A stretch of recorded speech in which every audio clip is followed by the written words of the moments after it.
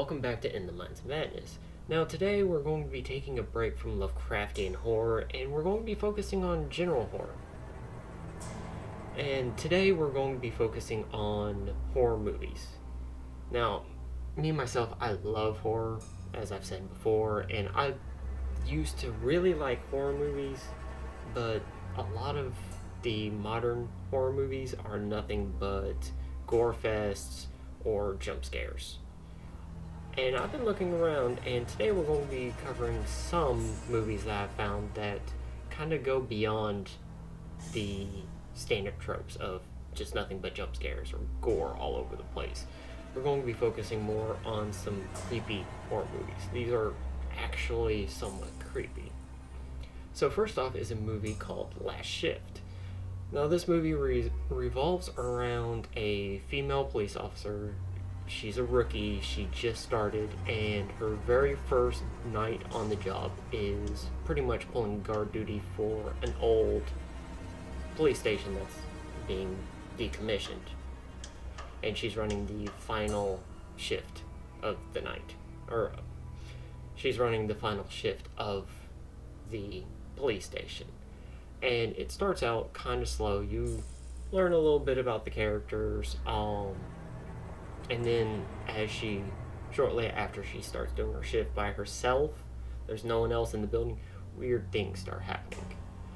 And yeah, it all ties in with the situation with her father, who is also a police officer, and the case where he died.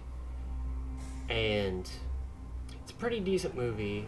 The story's somewhat lacking, but it does a pretty good job on tone and atmosphere.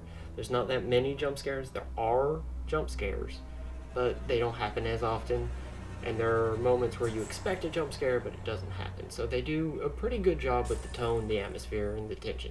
Somewhat creepy, but the story, as I said, kind of lacks. It barely made this list. But I feel the atmosphere, the tone, and the general creep factor makes up for the lacking story. Next up is one that, if you follow me on Twitter, Facebook, you would have seen posts everywhere about this one. And that is Sinister. I had never watched Sinister before this, and I will probably never watch Sinister again. I wanted to nope out of that movie halfway through. It is creepy as fuck. And I'm using that word to signify how creepy that movie was. The tone, the atmosphere, tension, all of that was superb job with that. The ending was great, a little bit predictable, but it was still pretty good. The story revolves around a true crime writer, and his first book was a big hit, and then his others after those didn't do so well.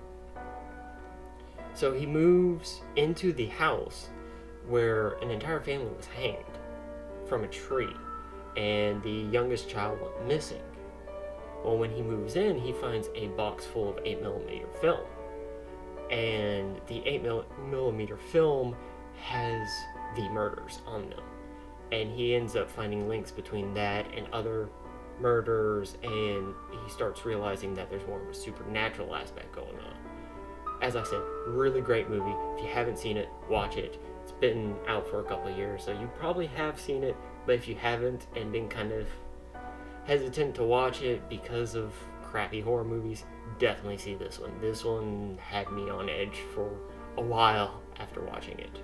Now, our next movie, the third movie on our list, is The Nightmare. It's an independent documentary, which I didn't really think it'd make this list when I first heard about it, but it really surprised me. This movie will make you never want to sleep again. It's a documentary about sleep paralysis, but the way the director did it, because it's in the lives of about like 8 people who deal with sleep paralysis consistently, and whenever they recount certain situations of their experiences, the director displays those situations like a horror movie. And and yeah, they go from kind of creepy to downright terrifying. And there is one or two jump scares in this movie, surprisingly, which caught me off guard. So there is a little bit of warning if you do watch this. But yes, there was one or two jump scares in it.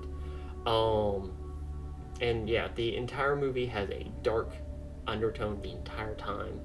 And it kind of begs the question of, is sleep paralysis just a sleep disorder, or is it something more? Because of some of the evidence that they found throughout the documentary. Check it out for yourself. It is awesome. About as bad as Sinister on the creep factor, which is pretty high for me. Now, next up is We Are Still Here. It started out really creepy.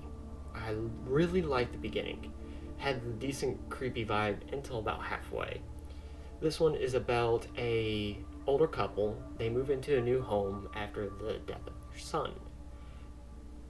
And shortly after moving in, the wife starts hearing the voice of her son and starts seeing different things, so she thinks the spirit of her son is there. And they bring in some friends who are tied with the supernatural to find out.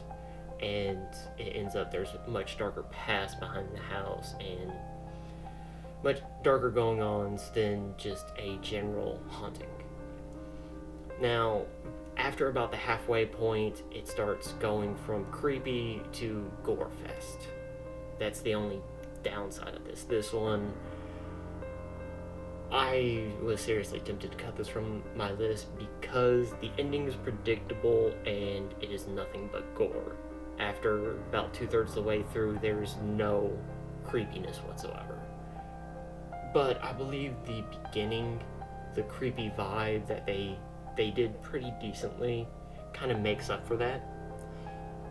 If you're kind of this one is kind of a hedge. You'll either really like it or you'll really hate it.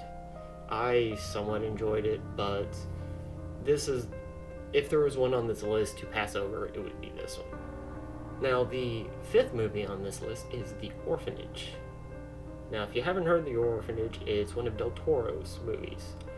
It is awesome. The tone and atmosphere is really well done in this one. The story and tension pacing are very well done.